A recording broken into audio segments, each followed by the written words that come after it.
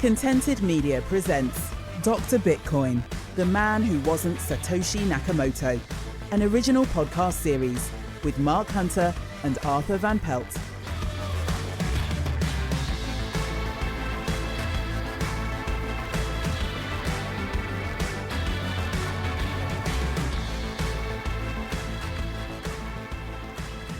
Hello and welcome to Dr. Bitcoin, the man who wasn't Satoshi Nakamoto, with me, Mark Hunter, and my ever-dependable sidekick, Arthur Van Pelt.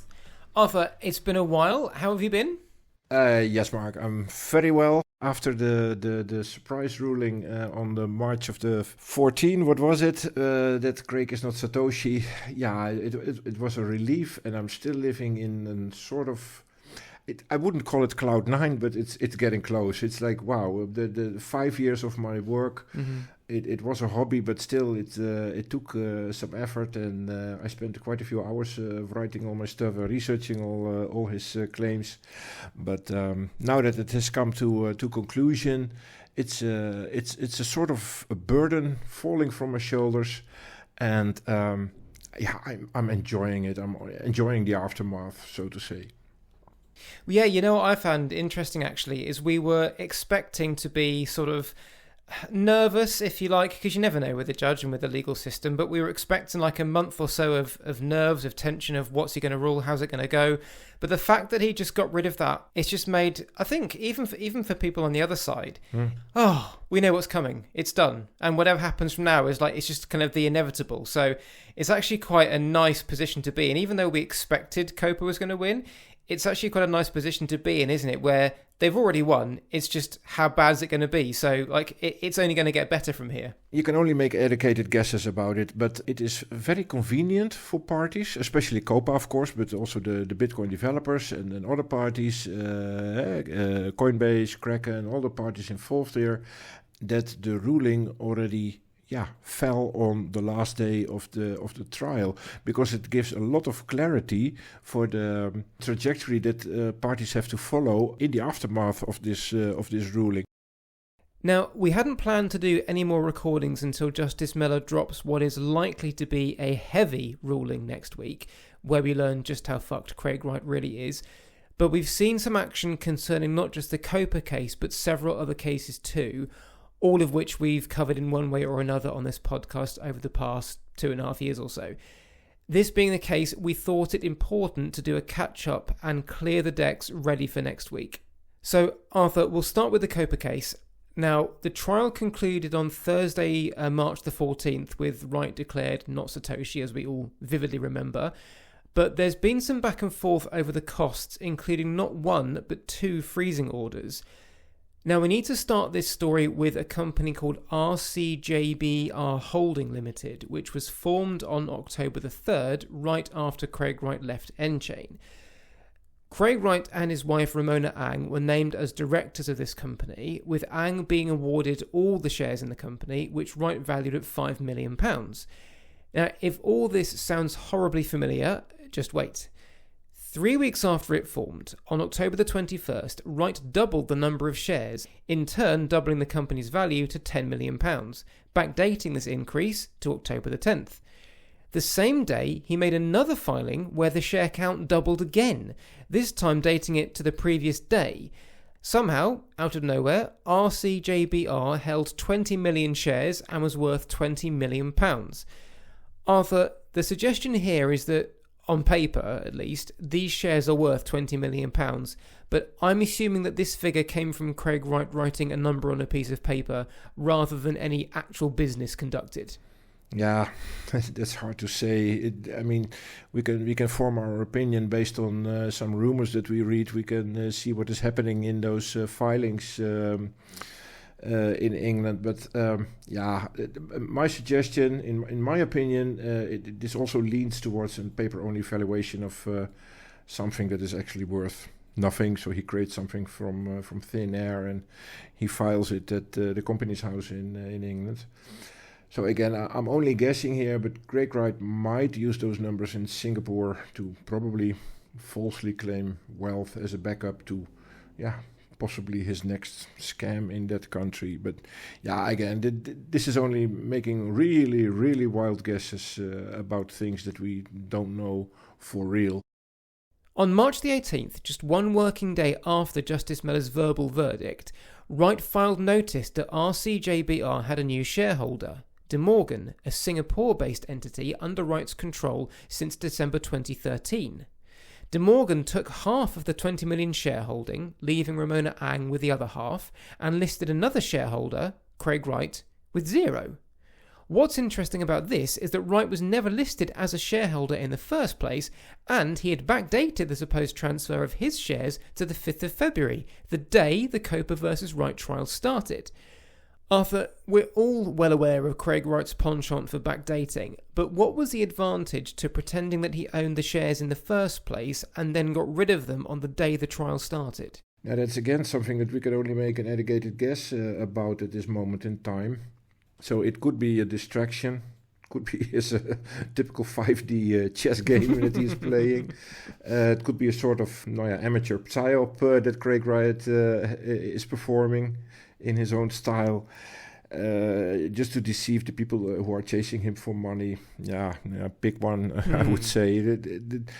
Again, this is something that we cannot fully grasp yet unless we see all the full evidence pop up in court again under the watchful eye of Justice Mellor.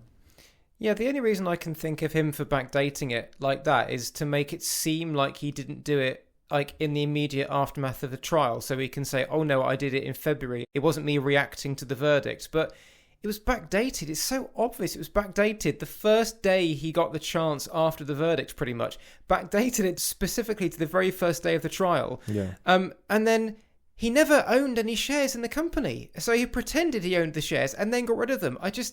I wonder if he thinks he's being clever, but it actually just looks really bad for him. Yeah, in that sense, of course, yes, certainly. Copa was naturally alarmed by this development and sought a worldwide freezing order, claiming that Wright was in the process of moving his assets overseas to make himself as untouchable as he has claimed to be due to his various trusts and overseas companies. It quickly submitted its costs to the court, which came to a tidy £6.7 million, and sought the freezing order, in which it listed 9 points to bolster its argument, including that Wright had, quote, shown himself prepared to lie and double down on his lies on such a grand scale that his commercial morality can only be assessed as being unacceptably low, unquote, recited his previous boast that he has made himself untouchable by making sure he doesn't control any of his own assets, and the fact that he has, quote, a history of default in relation to orders for the payment of money, unquote. These include the $143 million he owes W&K, the £389,000 he owes Hodlernaut after his defeat in Norway, and costs for other dropped lawsuits, which we'll come to later. Arthur, there was also a mention of a £1.9 million bank guarantee. What's the story there? Oh yeah, that was an order by Justice Mellor that actually Copa also had to provide security for costs, for Craig Wright in this case, since Copa is an organization without a balance sheet and they don't own any assets themselves. What happened here is that for this reason, Justice Mellor also requested that Copa gave a security for costs for 1.9 million British pounds. And on the June the 2nd of 2023, the Barclays Bank provided that in the form of a bank guarantee for that amount on behalf of Copa. It makes sense because the Tulip Trust also has been scrutinized for this same type of thing. So why not the other party for somewhat the same reason? Mm-hmm. But of course, Copa is 100,000 times more legit than the Tulip Trust. But that's another story. Yes. So, Justice Mellor, as we know, granted an order for £6 million on March the 27th, stating that it was, quote, undoubtedly the case that Copa and the developers are the winning party.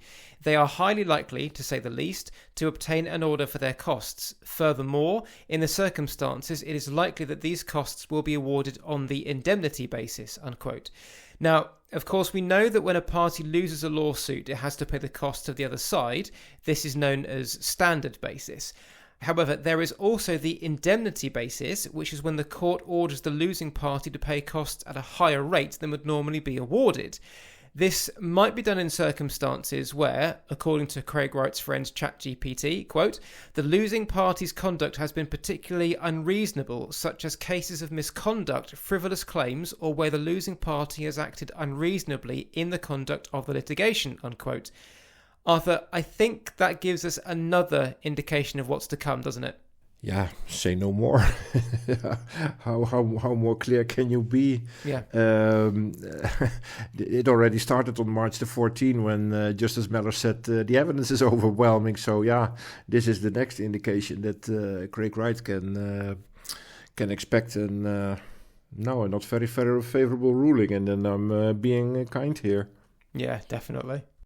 Justice Meller ruled that Wright's RCJBR asset move, quote, gave rise to various concerns on Copa's part that Dr. Wright was implementing measures to seek to evade the consequences of his loss at trial, unquote.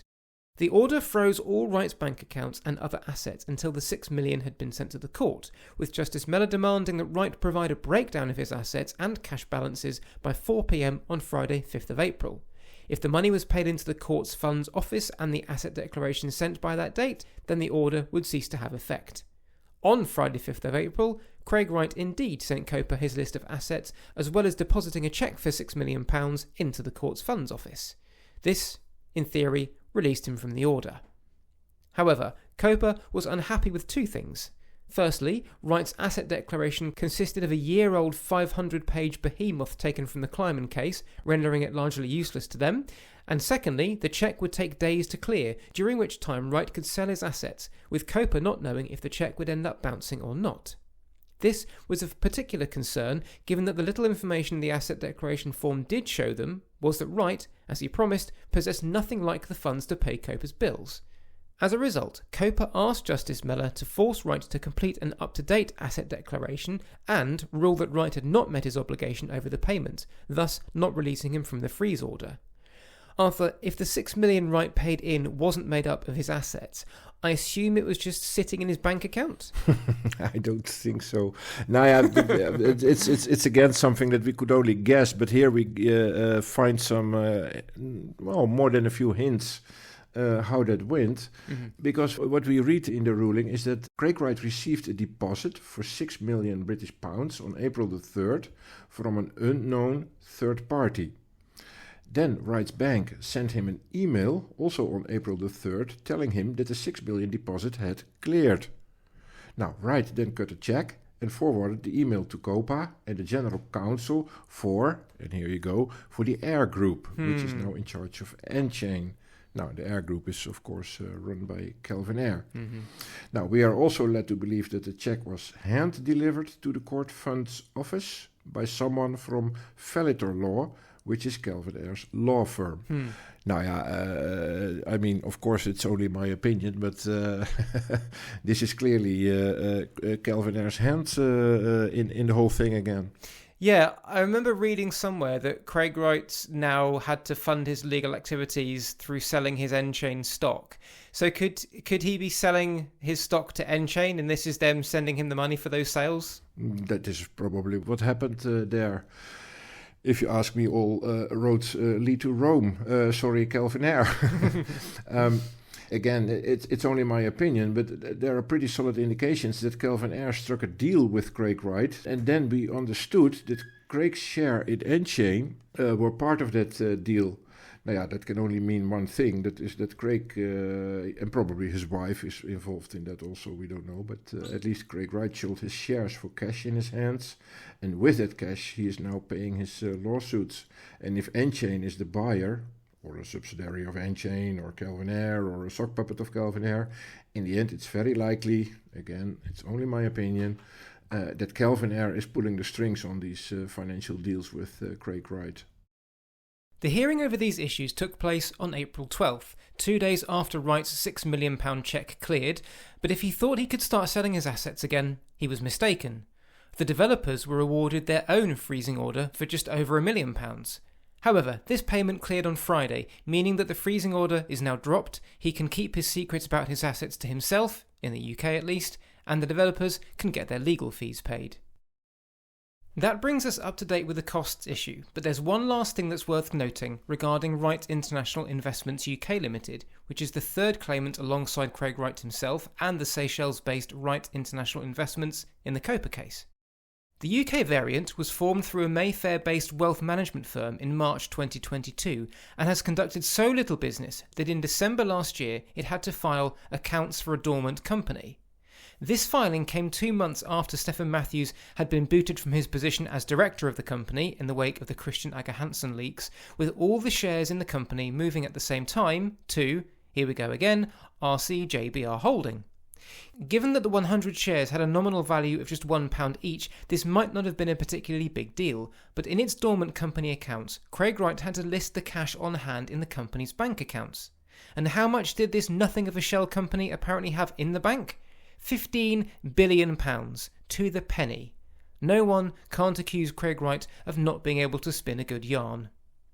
That's it for the Copa versus Wright case for now, but you can bet your shares in RCJBR that we'll be talking about it in a few days' time when Justice Mellor's 100-page evisceration drops, which will be either Friday 26th or Monday 29th. But we've had a lot more going on outside the Copa case in the last few weeks regarding Craig Wright's other lawsuits. Arthur, we'll start with the Hodlonaut case in Norway. Now, as a quick recap, Craig Wright has got 2 cases going on with Hodlonaut, one in Norway, one in the UK. The reason for this, very briefly, is that when he filed in Norway, the idea there was to have the case there solely, which would then kick the UK case that Craig Wright hadn't yet filed out if it was filed. Yeah. Craig filed the UK case shortly afterwards, and through a long process, the UK judge ruled that the cases were not identical. There was enough distinction between the 2 cases in terms of the potential final ruling for them to carry on concurrently. So, of course, Craig Wright went ahead and he lost in Norway, and at the moment the UK case is held pending the result from the Copa case. So that's where we were until about a week or so ago. But Arthur, what happened with the Hodlonaut case in Norway last week? Yeah, we heard from Hodlonaut that Craig discontinued the appeal. This was actually not really a surprise for me, because of course the Hodlonaut case in Norway depends on Craig Wright being Satoshi. There was also he did follow through with a truth defense. We remember all that. 71 forgeries were found, and it ended up that the judge there ruled that Craig Wright is, in her opinion, not Satoshi Nakamoto, and it was very understandable that he was called a fraud and etc. So basically, when this case is also depending on Craig Wright being Satoshi, and when the Satoshi question is coming up in that lawsuit and in that appeal again, when you're in England declared not Satoshi Nakamoto, yeah, of course it will have a rather strong and rather substantial influence in Norway, I guess. If you take the fact he has dropped the appeal and he lost the Copa case, I think it would be a massive surprise for me if he pursued the UK case, because he just hasn't got a leg to stand on anymore, has he, as far as that's concerned?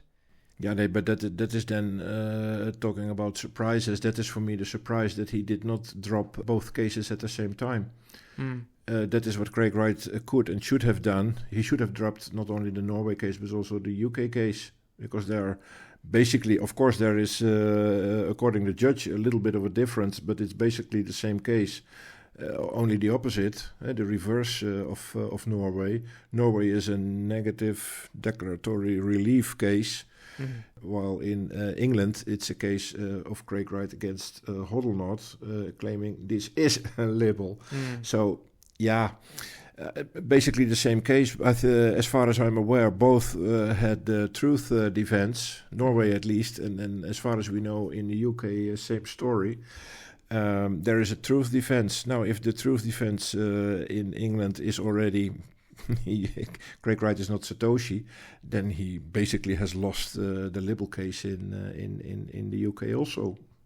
Yeah, he would be crazy to pursue it. I was just thinking, if there's a way to argue the case without him needing to be Satoshi, if it was a purely libel case, like, I mean, technically speaking, he beat Peter McCormack because on the fact that it was libelous. It was defamation. So regardless of the base behind it, it was defamation. So could he argue that he was still being defamed even with this ruling that from Copa? But I just, if Hodnort's going with the truth defence, I can't see any avenue by which he can slip down to victory, by which it's worth even trying to pursue it. Can you? Yeah, agree. Yeah, okay. So I think we're both pretty much convinced that at some point he'll drop that one. And if he doesn't, it's going to be fascinating to see how he tries to tackle that. So that was the first one that dropped. And then we had a bit of a flurry last week when he dropped pretty much 4 cases around the same day. So the first 3 are the copyright cases, which we covered in a bonus episode last March and which are put out for free last week. These 3 cases were 3 of the cases that were bound by the result of the Copa case, because if our listeners remember, late last year, Craig Wright pushed for this, idiotically, in my opinion. He pushed to have the Copa verdict apply to a whole host of cases being filed in the UK, including these 3 copyright cases. So as a quick reminder, Arthur, correct me if I'm wrong on some details here, but I believe there was he said because he was Satoshi, he owned the copyright over the Bitcoin white paper. He owned owned the copyright over the Bitcoin database, and he owned the copyright over the Bitcoin file format. Is that correct? Yeah, that is how I summarize it all the time also. File format, database rights, and the copyright on the Bitcoin white paper and source code. Yeah, great. Okay. So those 3 were being filed as 3 separate cases, but of course they were contingent on the Copa results. Now, because we haven't really had the final ruling from Justice Mellor yet, and therefore Craig Wright may appeal the Copa verdict. We're not sure yet, although it's looking increasingly unlikely, as we'll discuss. It was a bit of a surprise to me to find out through someone who's involved in that case that he has privately accepted defeat on the 3 copyright cases. It's not been made official yet, but we have a very, very, very good authority that's the case. So if you think about the potential impact that those cases could have had if he'd have won 1, 2, or even all 3 of them, that's quite a big result for Bitcoin, isn't it, to have those 3 dropped in one go like that? Yeah, that was actually it's almost a must accept defeat because it was already in a ruling last year of Justice Mellor that he said that he considers when the Copa identity issue case is going for trial, and after the trial he rules that Craig Wright is not Satoshi, then almost automatically he considered that the 2 passing off cases against Coinbase and Kraken, plus this copyright case consisting of 3 sub things that we just mentioned, is lost also. That was already made clear by Justice Mellor. So of course Craig Wright can only accept this defeat, that in one blow not only the Copa identity issue case has gone for him, but automatically also the other 3 cases. So the fact that he's lost the copyright on the white paper, that obviously has no immediate impact on his US claim. But do you think the fact that Justice Mellor has dismissed specifically the white paper copyright claim, do you think that will have any impact on any potential legal challenge to Craig Wright's US copyright claim? No, what I expect, but I'm not sure, of course, but what I expect is that Copa is going all the way, taking the extra mile, and make clear, for example, that the white paper can be, and also other things can be downloaded from bitcoin.org, and also that Craig Wright should delete his registration at the Copyright Office. Yeah, it'd be interesting to see if what's going on here resonates over there. So those were the 3 copyright cases that, as you say, were dropped automatically. As far as the passing off cases go, we haven't got any word on those, but and until Coinbase and Kraken say something, we have to assume, as you say, that they have been dropped, but we can't be sure of that. So those were the cases that were conditional upon the Copa result. One case that wasn't conditional on the Copa result was the pineapple hack case. So, Arthur, again, we've discussed this many, many times on the podcast, but can you just give us a very brief 1 or 2 minute précis of the pineapple hack case, please, and what it could have meant? It's quite a case, actually, because this is where I think is where the big money is also involved. Also in other cases, but especially in this case, because this looked like, to me, the sort of a stepping stone case for Craig Wright to initially claim roughly 110,000 Bitcoin and some forks of Bitcoin. Which run into between 4.5 billion US dollars. If that case was won by Craig Wright, then he would, the next step would be that he is going also for the Satoshi mined stash. And there we see amounts being mentioned of 820,000, 1 million, 1.1 million, but the Tulip Trust list is for me a bit the leading paper, which is a forgery anyway, but that contained 820,000 Bitcoin. Now, that is roughly 8 times more almost as the pineapple hack case. Now, and that goes back to 2020, just after Craig Wright filed the Tulip Trust list. Only a little bit later, there was a hack. This is what he claimed in February. He filed that list in January 2020, and in February 2020 there was a hack. He claimed sort of, we called it an Ocean 11 style hack, because they have been entering his house, planting a Wi-Fi device behind his television, and then from a distance they hack his network. He lost his access to those two addresses, the 1 Feeks address, 12 IB7 address. And at some point he started to annoy the developers. You have to help me get those coins back because you have the fiduciary duty to help me with that. This case was not halted, not for the Satoshi identity reason. Because to own the 1 Feeks address and to own the 12 IB7 address, you don't have to be Satoshi. You can be anyone. So this case was not depending on that outcome. On the other hand, the case was halted sort of anyway to benefit a preliminary issues trial. They found so many bookkeeping fraud. They found a purchase order file that was not that was backdated from after 2015 back to 2010 or 2011 when he claims to have bought those coins. Again, this did not depend on the Satoshi claim. So we did not expect a discontinuation of this lawsuit. But still he did. And that was actually a surprise for me. I think it's funny because I got the feeling this was one he was going to try and see through to the bitter end just because of what was on the table for him, what he could potentially get. But I think he really, really messed up when some of the evidence, as you say, some of the evidence from the Copa trial got mixed up in this. And this led, I'm not sure if it was directly or indirectly now, but basically he had to withdraw the only 2 pieces of contemporaneous evidence he had to back up the fact that Tulip Trading owned these coins when they said they did. He had to withdraw both of those pieces of evidence because they were found to be fraudulent. So the claim that his companies owned these coins at the time, they had no basis left at all. So I think as soon as I found that out, I thought, well, he's got nothing left to rely on apart from his crackpot stories, and it should be easy to pull apart. So for me, it's not a surprise that it got pulled. I think, it was not inevitable, but I think there was so much mixed up, so much evidence kind of contaminated by what happened through Copa, and there was the fact, as Mr. Gunning pointed out in the Copa case, there's the fact that Justice Miller may well rule on the validity or otherwise of the Tulip Trust. Yeah. So, and if he does, that could be massively detrimental to that case. So this is why Craig Wright could be thinking, well, I'm pretty sure I'm going to get a negative ruling on the Tulip Trust through the Copa case, so I'll pull it now to avoid doing it down the line. So that was the other reason that got me thinking is why he'd done it.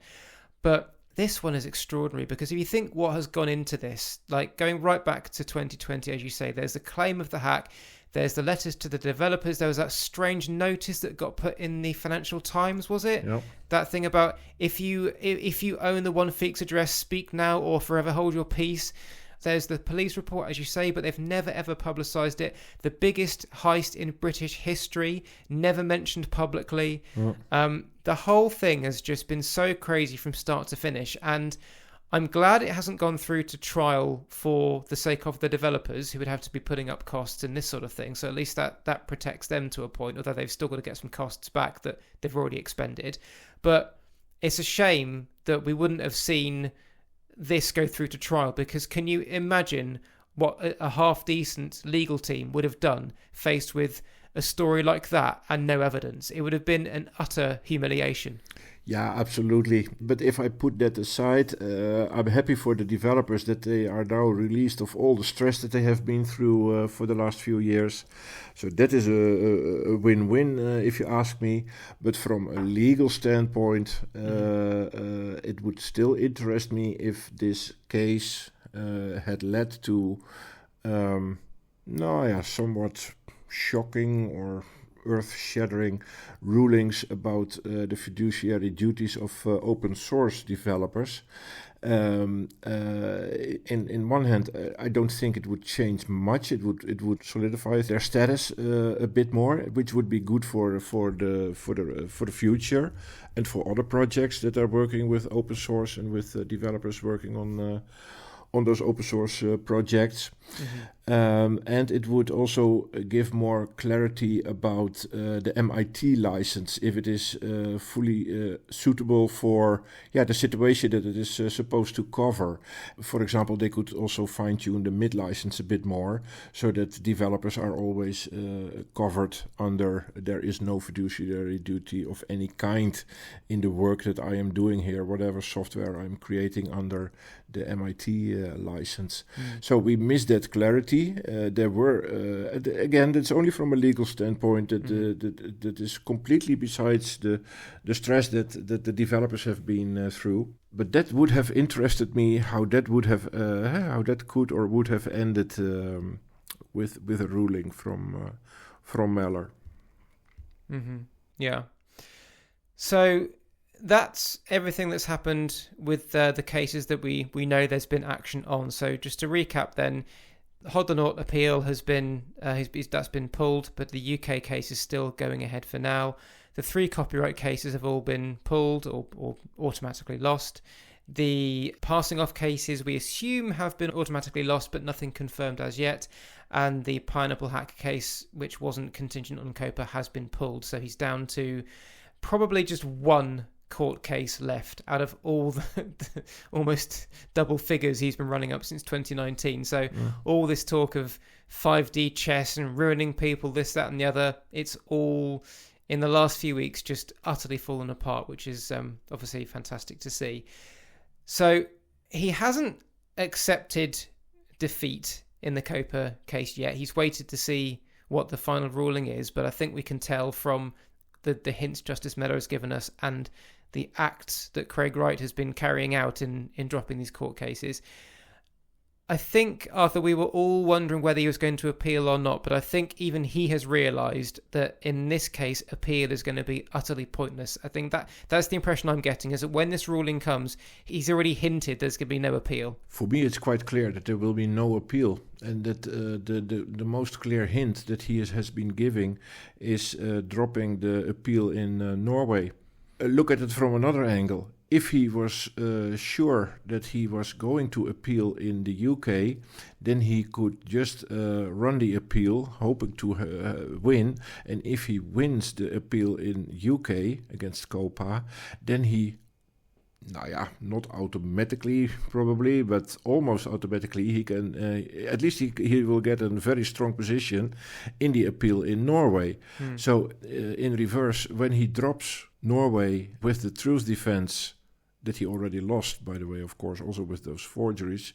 So, it's quite funny because already beforehand, even before the trial started, it was already pretty clear to me it's going to be a redux of the Norway case. On a bigger scale. Only on the bigger scale, yeah, sure. A few more witnesses, 5 or 10 times more forgeries. But exactly the same type of evidence that is not being accepted in court. So yeah, it was not a surprise to me that Justice Miller said the evidence is overwhelming. Yeah, it has been since 2015 already. If he doesn't appeal, how much do you think the lack of an appeal and the fact he's dropped these cases, even ones that weren't directly connected to the Copa case, how much do you think that's down to the cost of the appeal and his financial situation? No, yeah, that is another thing.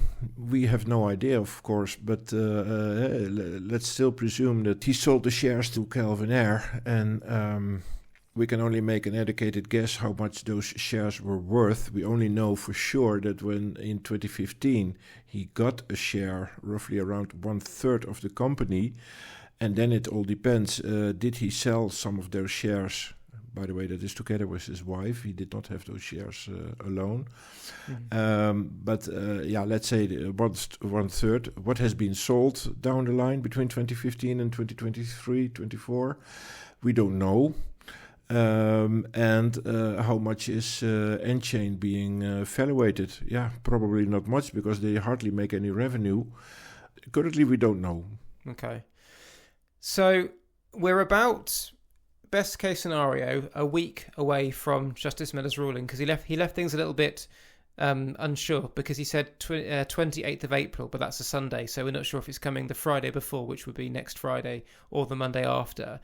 But whenever it does drop, has anything that you've heard between Justice Miller's verbal ruling in March and what you've seen with his actions, with Craig Wright's actions up to this point in the weeks in between, has anything changed your opinion as to what we're going to get from Justice Miller in that written ruling? No, I'm of course very curious still about for his explanations on several points. What is he thinking about the witnesses? Of course, the Batman Lego box comes to mind, of course. But what I would really appreciate is to read his mind on Stephen Matthews. How did he think that his testimony, which had more clear details about things happening in 2007, 8 and 9, with white papers, with offerings of 50,000 BTC in 2009, and he was so clear, and I remember, and it happened, but it clearly did not happen, so he has been lying, and I really want to know what is his reasoning to come to that conclusion that Stephen Matthews has been lying. Same story for Jenkins, Mr. Jenkins, who told the judge that he had seen a white paper called Timecoin. Now I immediately start laughing because the Timecoin white paper is only a forgery created in 2019 or 2020 or somewhere, so that did never exist in 2007 or around that era. Yeah, that was technically completely impossible. So I immediately knew that guy was lying, and of course Copa's counsel immediately jumped on him. Also, I put it to you that it is not true. So those type of things. Now the forgeries are pretty clear. There was one point that the BSV community made a big point out of it, which I also thought beforehand already. This can't be a big point. Is how Patrick Madden was. Not independent enough because he had been to the Copa office several times, and they had been helping him writing his report. They were too close together working on that report, almost as if Copa had been writing the report and Madden put his signature under it instead of the other way around, so to say. Now, that is probably a good point to watch out for in the final ruling. And I'm of course above all, I'm very curious if Meller is going to follow Copa in their direction that they gave already in the closing submissions, that they are going for a criminal inquiry on the whole case for fraud and perjury and dishonesty, and see if how are they called, the Crown Prosecution Services is willing to take it next level, and that might end up in Craig Wright going to jail. You know what, I think we were all sort of hopeful and maybe kind of cautiously optimistic that might happen when Justice Mellor gave his verbal ruling.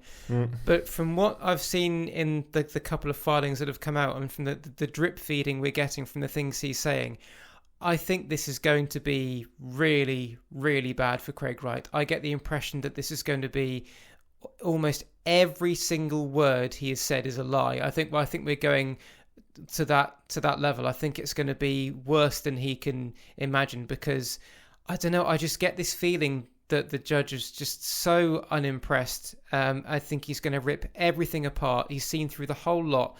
I'm more certain than I've ever been, having read through the filings, especially the last couple we've seen for this episode. I am leaning towards there being very serious repercussions for him. Yeah, I can agree with that. I sense that too. To be clear, we don't even depend on Justice Mellor for a forward to the Crown Prosecution Services, because Copa is already going to do it. So there's going to be an effort into the direction already. But it would be nice if Mellor would also support that. And looking at the freezing orders, Copa, yeah, I can only compliment them from my side. They did this pretty well. They are on top of this case. So the moment they start sensing that Craig Wright was doing nasty things and in his filings at Company's House, and they got a sense of he's trying to hide and move his assets away, they immediately jump on it and they get it done, that some 6 million is now in the courthouse bank. So Copa will get their money back. Now, yeah, that's a big win. I wish Kleiman and other parties that have been fighting Craig Wright for years could say the same. Talking of costs, I'm not sure how much of the costs he put up. I know he had to put up something like about £1 million in total already for the developers as securities costs, but I'm not sure what he's had to do with the copyright cases and the passing off cases. But, you know, even if he's put up some costs for those, there's going to be potentially extra costs down the line there. So if you look back to 2019 when he started all this, I'm not sure if he was rolling in money back then, but he's just got to think now this has been a colossal waste of 5 years and a waste of millions and millions of pounds. What an absolute waste of time. Yeah, many people already thought that beforehand. Whatever you think of those people at Copa and the members of Copa, but at least they did well for the Bitcoin community, very well. That this scammer who is unstoppable for this type of scam with somebody, with a sugar daddy that is willing to pay everything for him, and especially the Bitcoin developers that have been involved in this, they had serious stress of this, and that was so unnecessary, but it happened. Glad that Copa put an end to it. Absolutely. So, talking of ends, Arthur, I have pleasure in saying the next time I speak to you, we will have a God knows how many page ruling in front of us to dissect, where hopefully we see the end of this guy once and for all. I think, like you, I'm very much looking forward to that day, whenever it might come. Next Friday or the Monday after, we're not sure, but that's going to be a hell of a moment, isn't it? And then 5 days digesting that... yes, that little Bible. I'd like to say that we'll be straight on the podcast the second we get it, but it's going to take some time to digest it. So I don't know when we're going to be able to actually have had the time to go through it, pick everything out, and sit down to talk about it. We'll do it as quick as we possibly can. Yeah. But just keep an eye on our Twitter feed at Dr. Bitcoin Pod. Just to see when we will get the chance to do that. But that's the date for your diaries, is the 26th of April or the 29th of April. But whenever it comes, Arthur, I'll speak to you then. Yes, sir. Thanks, man. See ya. Cheers. Thank you for listening to this episode of Dr. Bitcoin, the man who wasn't Satoshi Nakamoto. Don't forget to subscribe to the show on your podcast platform of choice to get these episodes the moment they drop. And if you enjoyed what you heard, we'd really appreciate a star rating and even a review to help us get this out to as many people as possible. Our monthly bonus episodes are available to download from our website for a small consideration, and if you'd like to access all these bonus episodes, plus these monthly updates a few days early and other goodies, you can do so by becoming a Dr. Bitcoin supporter. See the details in the show notes for information on how to do this, or head to our website drbitcoinpod.com. That's drbitcoinpod.com. You can also follow us on Twitter at drbitcoinpod, and you can email us at drbitcoinpod@gmail.com. That's drbitcoinpod@gmail.com. Thanks very much for listening, and we'll speak to you again soon. You've been listening to Dr. Bitcoin, the man who wasn't Satoshi Nakamoto. Written by Mark Hunter, with additional material by Arthur Van Pelt. Editing and production by Mark Hunter. This has been a Contented Media production.